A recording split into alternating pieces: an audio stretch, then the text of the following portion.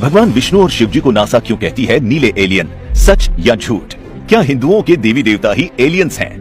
क्या ये सचमुच मुमकिन है? दोस्तों, वैसे तो ये बात बिल्कुल भी विश्वास करने लायक नहीं है, लेकिन एक रिसर्चर की माने तो 10,000 ईसा पूर्व धरती पर एलियन उतरे थे और उन्होंने पहले इंसानी कबीलों के सरदार को ज्ञान दिया और फिर बाद में उन्होंने राजाओं को अपना संदेशवाहक बनाया, जिसके बाद से ही इंसानों ने उन्हें अपना देवता या फरिश्ता मान लिया। और तो और कुछ लोग उन्हें आकाश देव भी कहते थे क्योंकि वो आकाश से उतरे थे।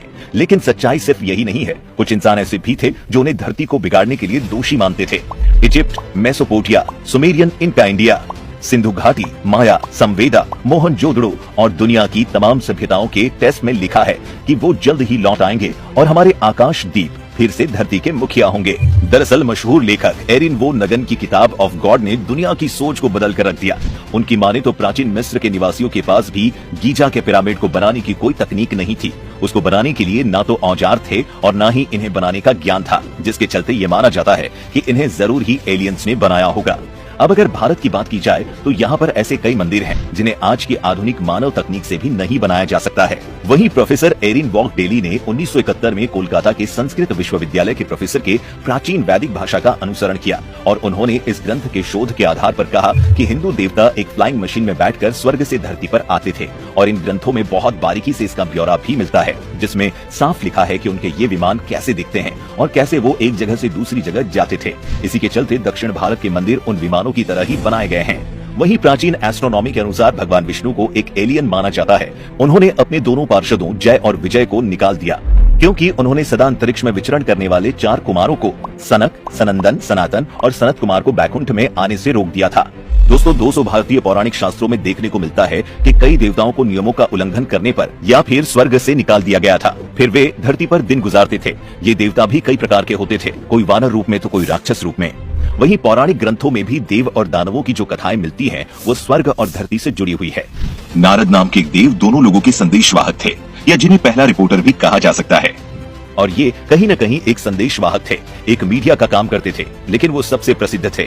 महाभारत, रामायण में कई ऐसी जगह लोगों को डिफरेंट वर्जन का जिक्र मिलता है जो हमारे ग्रह के नहीं थे। साथ ही प्राचीन एस्ट्रोनॉमी के शोधकर्ता मानते हैं कि भारत के पौराणिक ग्रंथों में जिसका उल्लेख मिलता है वे एलियन ही रहा होगा। दोस्तों, क्या आप जानते हैं नासा के प्रोजेक्ट का नाम द शिवा प्रोजेक्ट रखा गया था? लेकिन सोचने वाली बात है, आखिर क्यों? क्या सच में नासा ने भोलेनाथ को ढूंढ लिया है? भोलेनाथ के अस्तित्व और विज्ञान के बीच हमेशा बहस छिड़ी रहती है। इसी के चलते नासा ने कई प्रोजेक्ट्स में काम किया है जो हिंदू धर्म और शिव जी से जुड़े हैं। कहा जाता है कि इस दुनिया में 2 तरह के लोग हैं, कुछ भोलेनाथ को एलियन कहते हैं तो कुछ दुनिया को चलाने वाला देव। वहीं जब नासा कोई भी मिशन करता है तो उससे पहले शिव जी की पूजा जरूर करता है। दरअसल शिव को ही सत्य माना जाता है, उनको वही वस्तु माना जाता है जिससे इस जीवन का निर्माण हुआ है। बता दें, नासा के लोग भगवान शिव को ही अपना पहला वैज्ञानिक मानते हैं। नासा ने एक स्टडी में बताया है कि पहला डीएनए एक शिवलिंग से आया था। जी हाँ दोस्तों, आपने एकदम सही सुना। ये शिवलिंग उल्का पिंड के साथ धरती पर आया था। ये उल्का पिंड अगस्त 2011 में अलास्का में गिरा था। जब नासा के वैज्ञानिकों ने उसका अध्ययन किया तो उस शिवलिंग से ऐसे जीवाणु पाए गए जो इस बात को साफ करते हैं कि पृथ्वी पर पहली बार डीएनए एक शिवलिंग से ही आया था। अब आपके मन में कई सवाल उठ रहे होंगे और उनका उठना भी वाजिब है। आप सोच रहे होंगे कि क्या शिव जी वाकई में कलयुग में हैं? क्या वो सच में हम सबको देख रहे हैं? तो आपको बता दें, भोलेनाथ अनंत हैं, वो आज भी यहाँ मौजूद हैं और तो और नासा ने उनको कई बार देखा भी है। साल 2010 की बात की जाए तो आपको बता दें, नासा के हबल टेलीस्कोप में पृथ्वी से 7550 प्रकाश वर्ग दूर एक गैसों का गुब्बारा देखा गया। इस गुब्बार का नाम था गैरीना नेबुला। ये नवजात तारों के पन्ने से निकलने वाली गैसों से बना था।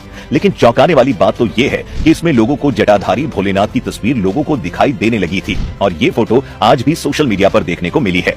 वहीं अगर हम साल 2014 की बात करें तो नासा के न्यूक्लियर स्पेक्ट्रोस्कोपिक टेलीस्कोप एरे ने एक नेबुला की तस्वीर ली थी जिसका नाम था हैंड ऑफ गॉड। आपको जानकर हैरानी होगी कि ये भगवान के हाथ की तरह दिखता ये नेबुला पृथ्वी से 17,000 प्रकाश वर्ष दूर है। साइंस की भाषा में इसे पल्सर विंड नेबुला कहते हैं, लेकिन लोगों ने इसे भोलेनाथ का ही हाथ माना था। ठीक इसी तरह 2017 में भी नासा के हबल टेलीस्कोप को अंतरिक्ष में अलग अलग आकार के बादलों का समूह दिखाई दिया। ये त्रिशूल की तरह ही दिख रहा था। उस समय भी नासा की इस तस्वीर को भगवान शिव का त्रिशूल कहकर सोशल मीडिया पर वायरल किया गया था। तो दोस्तों, आज की वीडियो में बस इतना ही। अगर आपको वीडियो अच्छी लगी हो तो कमेंट करके जरूर बताइएगा।